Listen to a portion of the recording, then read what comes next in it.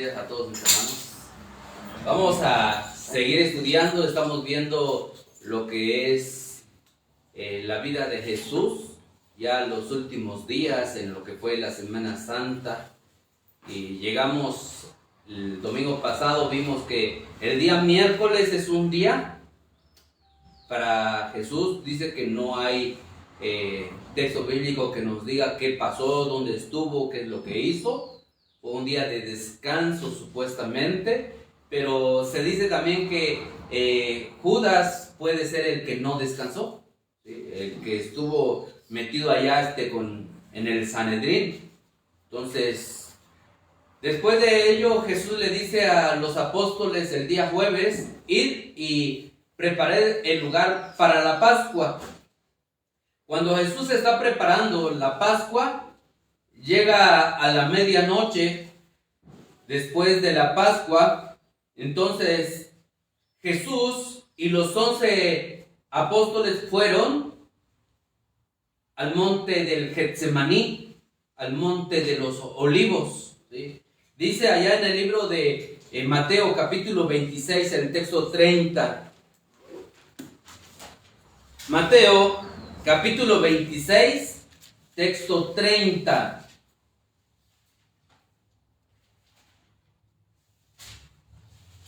Y cuando hubieron cantado el himno, salieron al monte de los Olivos.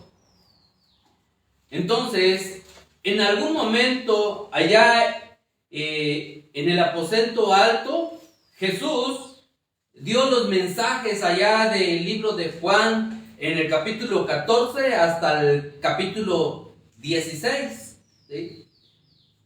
Entonces, también Jesús expresa la oración que tenemos en San Juan capítulo 17, ¿sí?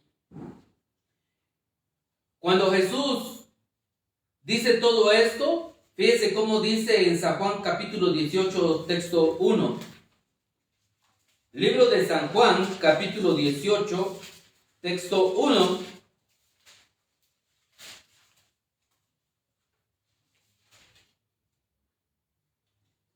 Habiendo dicho Jesús estas cosas, salió con los discípulos al otro lado del torrente de Cedrón, donde había un huerto en el cual entró con sus discípulos, ¿sí? Entonces, Jesús, después de que da todas estas enseñanzas, Él concluye el servicio de la Pascua, que ya hemos visto cómo era el servicio de la Pascua. Entonces, dice la Escritura que Jesús y sus discípulos cantaron himnos, ¿sí? Cantaron un himno, dice.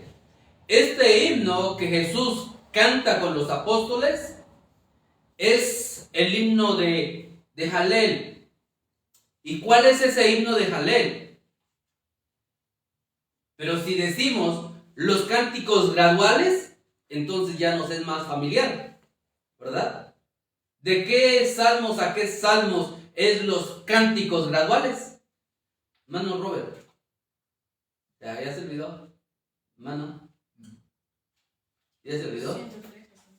Excelente. Desde el capítulo 113 hasta el 118 son los cánticos graduales, son los cánticos de Jalel. Entonces, si nosotros vamos al 118, fíjense cómo tan hermosos los cánticos que decían: alabad a Jehová porque Él es bueno, porque para siempre es su misericordia, ¿sí? Entonces, hemos dicho que Jesús y los apóstoles entonaban estos himnos también porque eran puestos totalmente en la Pascua. Si recordamos Mateo capítulo 26, texto 36, Mateo 26, 36. Entonces llegó Jesús con ellos a un lugar que se llama Getsemaní. Termina totalmente la Pascua, ellos están allá en el aposento alto. Entonces se dirigen al lugar del Getsemaní, y cuando va a llegar ahí al Getsemaní, sale Jesús y deja a los apóstoles, a algunos de los apóstoles deja la entrada del Getsemaní, y a otros les dice: espérenme aquí que yo voy a orar, ¿sí? Se va y se retira un poco, ¿sí? Entonces, en el huerto del Getsemaní, él va a orar y se va a llevar a unos apóstoles para orar con él. Pero estos apóstoles no van a aguantar porque están cargados de sueño. Y cuando nosotros decimos por qué ellos no van a aguantar, cuando él les dice: espérenme aquí, velad y orad, y ellos se duermen, porque ya estamos hablando que es la medianoche. ¿Sí? Ya es la medianoche y todo el día que estuvieron es cansado. Entonces Jesús llega hasta el Getsemaní. La palabra Getsemaní significa prensa de aceite, ¿sí? Y esto significa que él va a sufrir en este Getsemaní.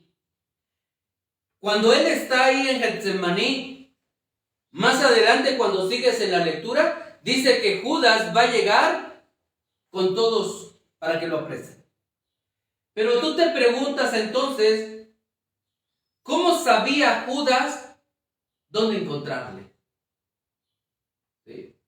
¿Cómo sabía Judas que exactamente Jesús iba a estar en el Getsemaní? Si cuando estaban en la Pascua, nosotros recordamos que estaba Pedro y le dice al apóstol: pregúntale, ¿quién es el que va a traicionar? Y cuando Jesús le habló a Juan y le dijo quién era, y también a Judas le dijo: lo que vas a hacer, hazlo pronto. O sea, ya es tiempo que vayas y te prepares para que me arresten, para que lleguemos a la cruz. Entonces, él salió, pero Jesús todavía no había dicho por dónde iba. Entonces, quiere decir que cuando tú vas al súper, ya tienes una rutina en donde vas a ir a comprar, que te vas por el área de jabones, que te vas por el área de frutas o salchichonería, y cuando alguien quiere darse una vuelta por ahí y cuando lo busca, ya sabe por dónde buscarlo. Dice: no lo encuentro por los pasillos, ya sé, está en el área de salchichonería, ¿sí? Y lo encuentra porque ya sabe su ruta. Entonces, las personas, al igual, conocen la actividad de cada uno de nosotros en familia, porque ya sabes lo que tú haces todo el tiempo. Todos tienen una rutina. Cuando de repente van a llevar al niño, tienen que levantarse para que él pueda alistarlo para el desayuno. Luego lo van a llevar a la escuela. Entonces ya tiene una rutina. ¿A qué horas es que se tiene que levantar? ¿A qué horas es que tiene que desayunar? ¿A qué horas tiene que entrar a la escuela? ¿A qué horas lo tienen que recoger de la escuela? Entonces, también tiene una rutina para la tarde, lo que hacen en la tarde, que es la hora de la comida. Después de la comida, tiene que hacer tarea o tiene que irse al trabajo y después tiene que regresar para poder preparar la cena. Y al final tienen que dormir y ya tiene un horario en el cual van a dormir. Entonces, todas las personas tienen una rutina, aun cuando van al fin de semana. ¿A dónde van a ir cada sábado? ¿Sí? Ya tienen destinado a dónde van y salen. A dónde le gusta mucho ir. Que le gusta ir mucho al parque. Que le gusta mucho ir a algún lado, a visitar a alguna familia. Entonces ya tiene en conocimiento cómo es que se mueve la persona todos los días. Y si algún día lo quiere ver dónde está, entonces dice el fin de semana, el sábado, ya sé dónde le encuentre.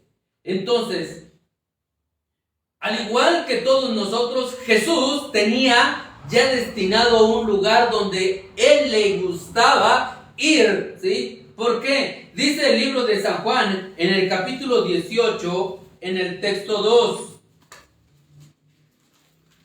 Libro de San Juan, capítulo 18, en el texto 2.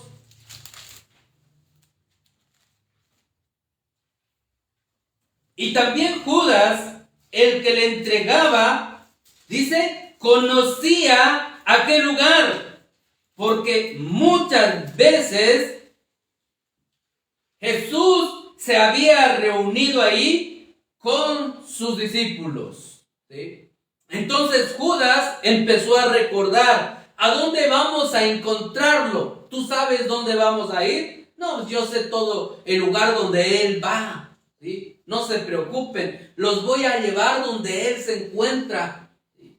Entonces, ¿por qué Judas llegó ahí? Porque él ya sabía que después de la Pascua, él se iba a preparar en el Getsemaní, ¿sí? Era un lugar en el cual él frecuentaba.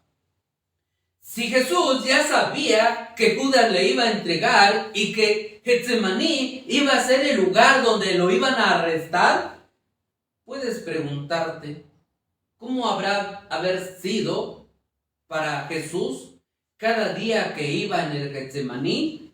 Sabía él lo que iba a pasar en ese lugar, ¿sí? Y él se estaba preparando totalmente en ese lugar, porque estos acontecimientos quedan grabados totalmente en la mente del ser humano, ¿sí? ¿Qué es lo que va a pasar? Y ese lugar quedó grabado en la mente para muchos apóstoles. ¿Te imaginas aún cuando Jesús, después de que él lo llevan, cuántos apóstoles quedaron y recordaron el Getsemaní, donde fue arrestado Jesús, ¿sí? Muchas veces también en tus recuerdos hay personas que tienen buen recuerdo, que pueden recordar a veces hasta los 3 años de edad, ¿sí? Y hay otros que no. Nada más decimos, yo puedo recordar hasta los 9, los 10, las 11, ¿sí? ¿Por qué? Porque hay lugares, hay acontecimientos en nuestra vida que nos hace que nosotros recordemos. Muchas veces no recordamos, pero nos lo han contado, lo que hemos pasado en nuestra vida. Y si no nos los han contado, lo hemos visto en las fotografías que quedan grabadas cuando las van imprimiendo.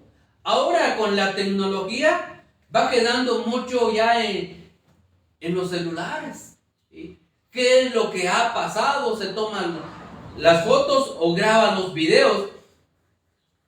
Entonces, todos estos recuerdos van quedando grabados en nuestra memoria. Quiere decir que son momentos especiales, son momentos de experiencias. Significa que estos momentos perduran con el paso del tiempo, ¿sí? En el paso del tiempo, estas memorias, estos acontecimientos van perdurando.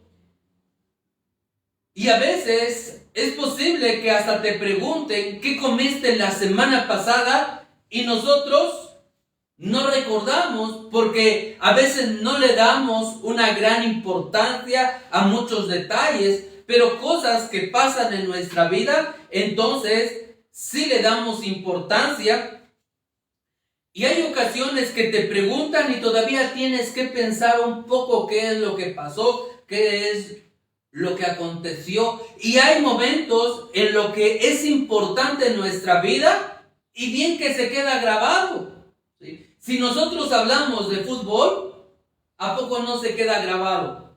Si nosotros decimos, ¿quién ganó cuando se enfrentó Chivas con América? ¿Quién ganó? Chivas. ¿Quedó grabado en dónde? En nuestra mente. Pero si decimos, ¿quién va a jugar hoy? Hermano Jesús. Hermano Robert. Dice Jesús no ve fútbol. Hermano Robert tampoco le gusta el fútbol. Papá, ¿quién va a jugar hoy? No se acuerda. Mano Víctor. Tigres contra Chivas. Entonces, hay cosas que a nosotros no le ponemos importancia y pasa por desapercibido, aunque lo miremos en la tele.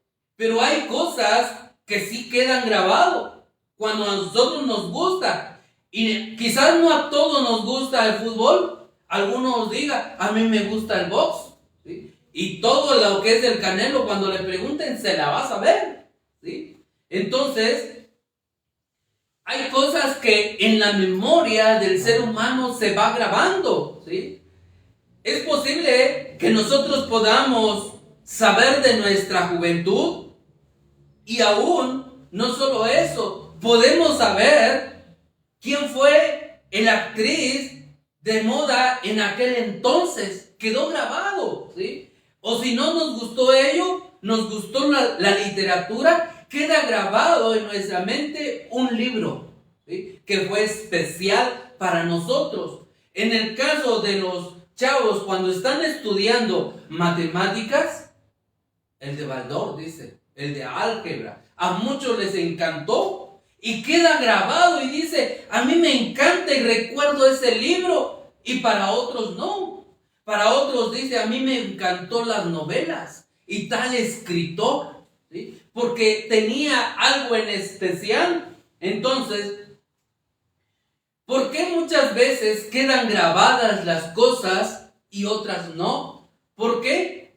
Porque los momentos más memorables en nuestra vida son las que recordamos, y muchas veces dice alguien que es dentro de los 15 hasta los 25 años, de lo cual le ponemos más énfasis a nuestra vida en recordar lo que pasamos, momentos especiales.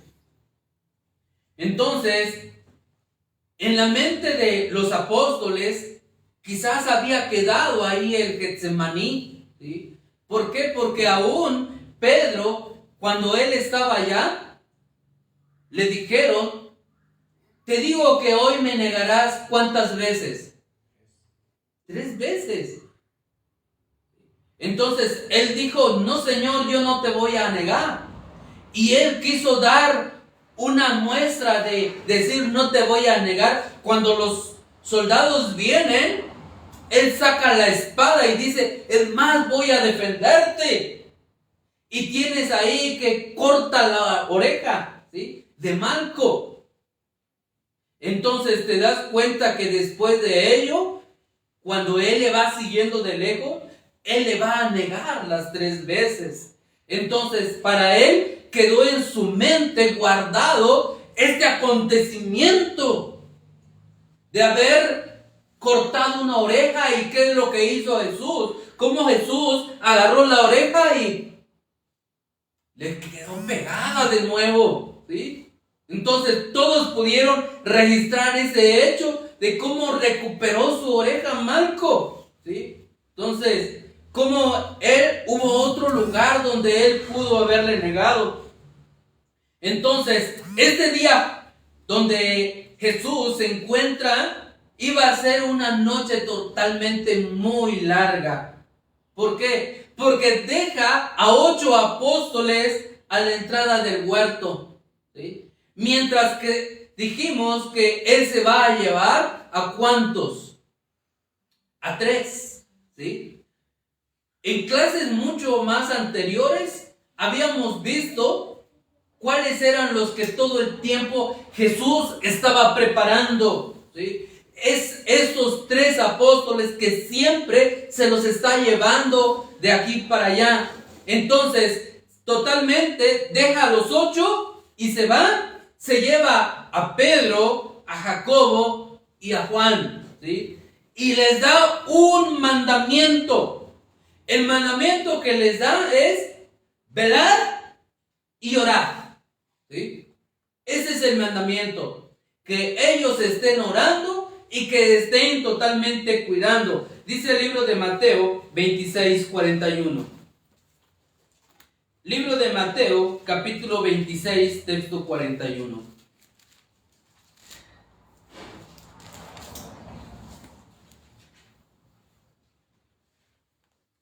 Vino luego a sus discípulos y los halló durmiendo y dijo a Pedro: así que no habéis podido velar conmigo una hora.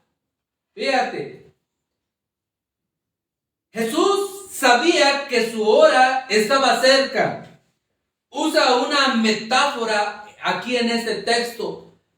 Y antes de la metáfora, Jesús le dice a los apóstoles: velad y orad. Y no pueden dormir. No deben de dormir. Pero ellos se duermen. Viene la segunda vez y los encuentra dormidos. Pero cuando Jesús se fue allá a orar, Él dice una metáfora, hermanos.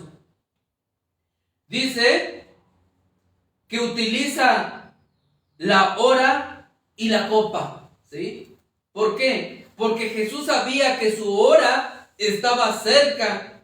Y esta palabra de la copa dice en el texto 39: yendo un poco delante, se postró sobre su rostro, orando y diciendo: Padre mío, si es posible, pase de mí esta copa, pero no sea como yo quiero, sino como tú. Entonces, ¿qué es lo que estaba diciendo Jesús?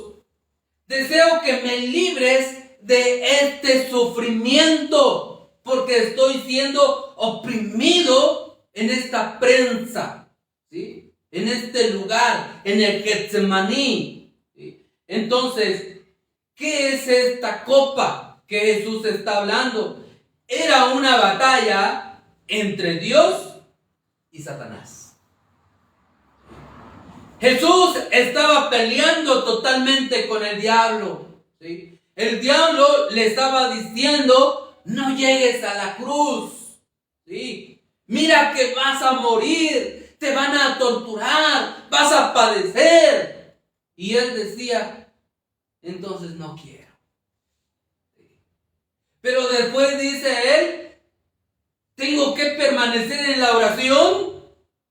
Y Señor, Padre mío, dice, no se haga mi voluntad. Como humano no quiero morir, pero tengo este deber y tengo la obediencia. Voy a cumplir a lo que he venido. Entonces, Jesús combatió con la oración para poder vencer. Él empezó a orar, ¿sí? Para poder vencerle al enemigo es necesario la oración.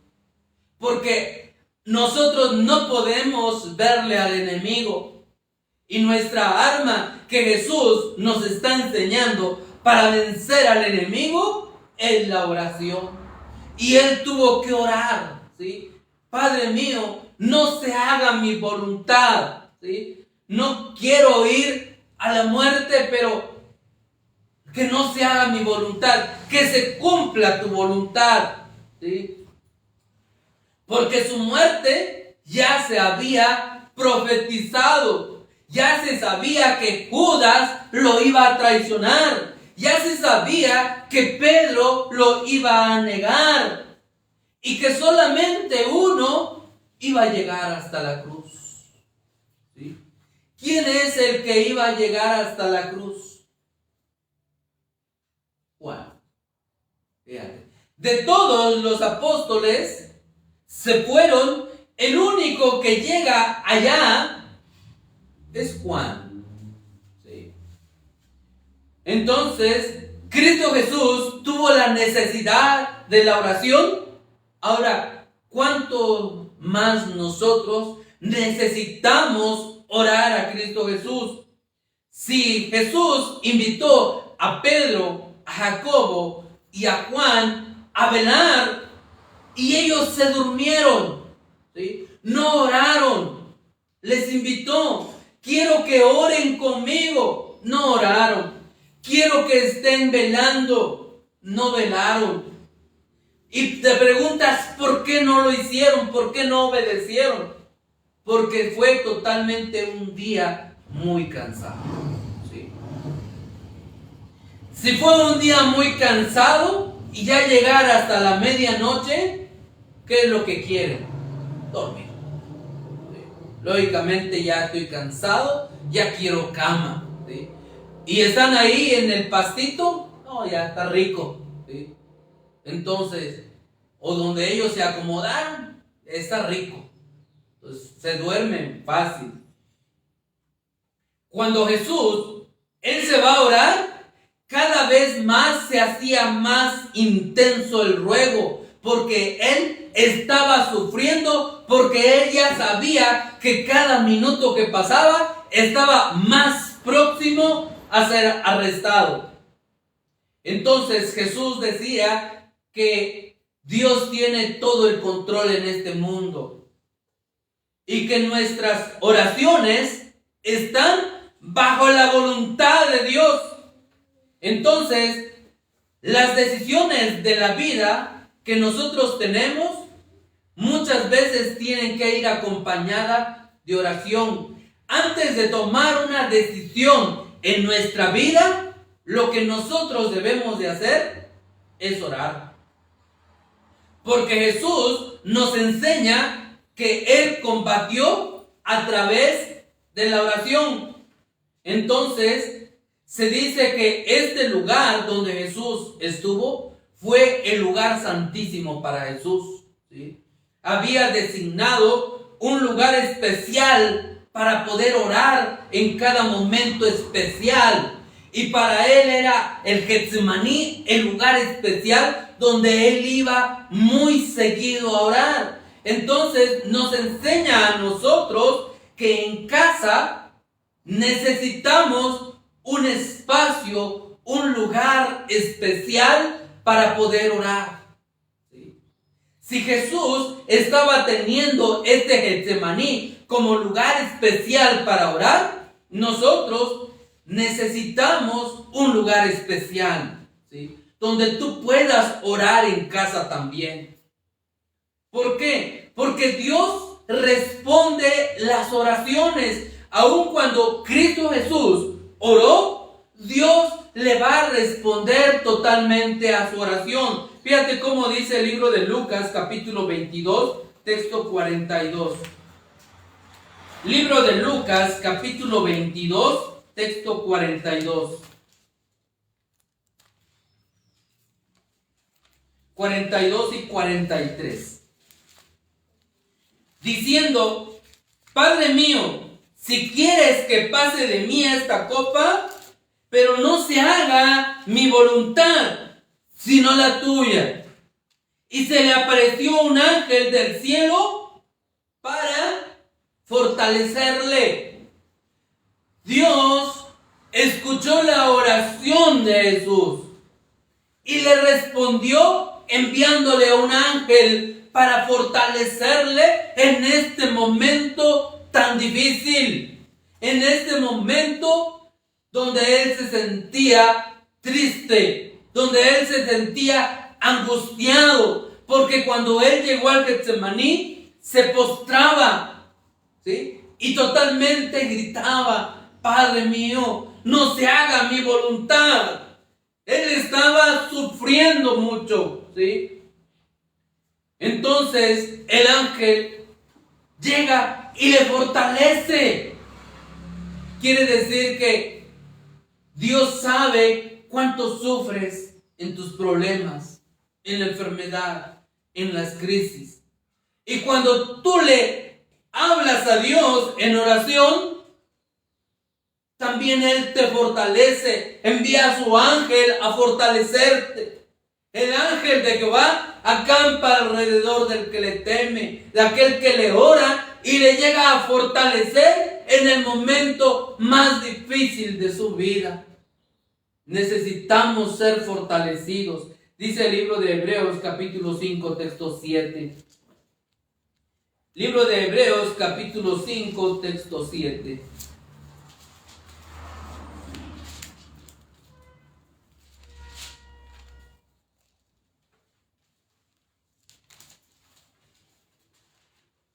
Libro de Hebreos, capítulo 5, texto 7. Y Cristo, en los días de su carne, ofreciendo, fíjense bien, ruegos y súplicas con gran clamor. O sea, Cristo Jesús allá en el Getsemaní se postró, gritó. Estaba ofreciendo ruegos y súplicas con gran clamor, y no solo eso, con lágrimas al que podía librarle de la muerte. Y luego dice, después de su oración, fue oído a causa de su temor reverente. Cristo Jesús fue escuchada su oración, y por eso Dios le envió al ángel, ¿sí? Entonces, en la humanidad, en su humanidad, Cristo quería que Dios le librara de la muerte. En su humanidad no quería morir, ¿sí? Pero Él dijo, hágase tu voluntad, ¿sí? Y no solo ello, estaba orando al Padre. Y cuando tenemos aquí el libro de Marcos, fíjense cómo dice el libro de Marcos al estar orando. Libro de Marcos, capítulo 14, 36.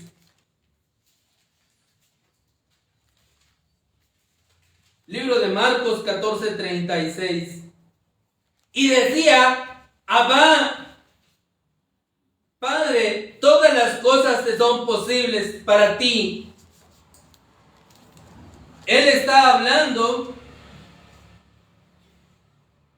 y pidiéndole totalmente al Padre. Y le dice la palabra Abba. Esta palabra está en arameo, ¿sí? La palabra Ab en el hebreo significa padre, ¿sí? O el Padre. Entonces Jesús, con gran respeto, está utilizando la palabra Abba. Era un nombre totalmente cariñoso que usaban los niños para referirse. En el primer siglo era común la palabra Abba. Llegó a usarse como un título aplicado a los rabinos, ¿sí? En este sentido se usaba en el Talmud babilonio. El que estaba en calidad de vicepresidente allá en el Sanedrín tenía este título de Ab, de padre. Entonces se le decía que era el padre del Sanedrín. La palabra Abba se convierte en un nombre propio para los judíos de habla totalmente helénica. En el Miná dice que los esclavos tenían prohibido dirigirse al padre de familia con este título. Fíjate cómo Jesús usó la palabra aramea para referirse a Dios, diciéndole Padre. En ocasiones nosotros vemos que es necesario referirse al Padre con mucho respeto. Nosotros, ¿cómo decimos a nuestros padres? Papá, papito, y otros dicen pa, ¿sí? Y algunos dicen otra forma. Pero para referirse a Dios es con todo respeto. Entonces no vamos a ponerle de esta forma, porque de repente tú puedes querer empezar a decirle así como pa, en vez de decirle Padre nuestro que estás en los cielos. Y luego hemos dicho que en la oración exaltarle a Él.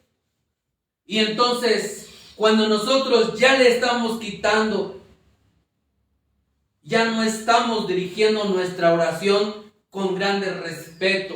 Por eso aún hasta en Mateo capítulo 6 dice, cuando vosotros pues oréis, oraréis así y diréis Padre nuestro, ¿sí?